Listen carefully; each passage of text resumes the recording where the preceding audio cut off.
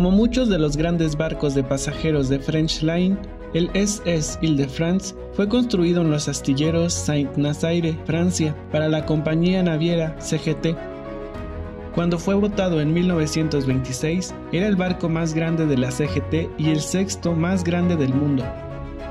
El barco fue una maravilla para los espectadores franceses e internacionales, que con frecuencia acudían en masa al muelle del SS Île-de-France para observar su diseño y estilo innovadores. Nunca antes un barco había sido decorado con un diseño de interiores como este. Los lujosos buques británicos RMS Mauretania, RMS Olympic y RMS Berengaria tenían una decoración interior cuyo estilo se podía encontrar en cualquier casa señorial o castillo situados en tierra.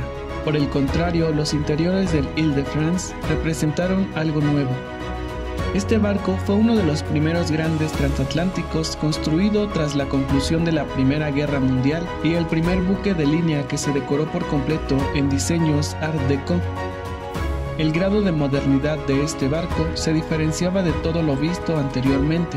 El comedor de primera clase era espectacular y el más grande a flote. Se levantaba sobre 3 cubiertas y tenía una magnífica escalera de entrada. Tenía una capacidad para 1.786 pasajeros. Realizó su viaje inaugural el 22 de junio de 1927. Su eslora era de 231,64 metros y su manga 28,09 metros, alcanzando una velocidad de hasta 23,5 nudos. Con la contribución de este magnífico buque, la línea francesa terminó el año 1928 con ganancias récord. Por primera vez, los ingresos de la compañía superaron los 1.000 millones de francos, y la mitad de estos derivaban del servicio a Nueva York, que había transportado a más de 90,000 pasajeros. Su popularidad fue tal que en 1935 este barco había transportado a más pasajeros de primera clase que cualquier otro transatlántico. En 1935 al Île-de-France y al París se unió un nuevo compañero, el flamante SS Normandy. Con estos 3 buques, la línea francesa CGT pudo presumir de tener los más grandes, rápidos y lujosos buques en la línea del Atlántico Norte. Estaba atracado en Nueva York cuando comenzó la Segunda Guerra Mundial. En marzo de 1940, bajo el mando del almirantazgo británico, a quien se había cedido, el buque fue cargado con 12,000 toneladas de materiales de guerra, como lubricantes para motores, carros de combate, municiones diversas y varios aviones sin embalaje que fueron estivados en la cubierta de popa.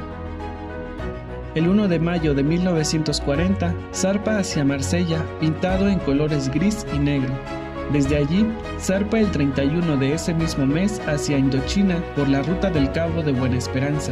Habiendo recibido instrucciones del gobernador general de la Indochina, recala en Singapur el 30 de junio, donde tras la caída de Francia fue oficialmente requisado por los británicos para ser completamente reformado como un gran transporte de tropas con capacidad de cerca de 10,000 hombres, y durante la guerra transportó unos 300,000 soldados.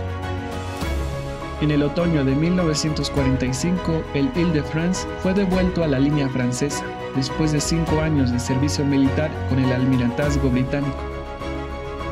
En abril de 1946, se dirigió al astillero de su constructor en Saint-Nazaire para su reconstrucción, donde permaneció 2 años. El resultado incluyó la eliminación de su tercera chimenea y cambio del aspecto conseguido con un diseño de pintura más dinámico, inspirado en el que tenía el Normandy. Regresó al servicio en su antigua ruta Le Havre-Nueva York en junio de 1949, demostrando ser tan popular como antes de la guerra, y disfrutó de una próspera década de servicio.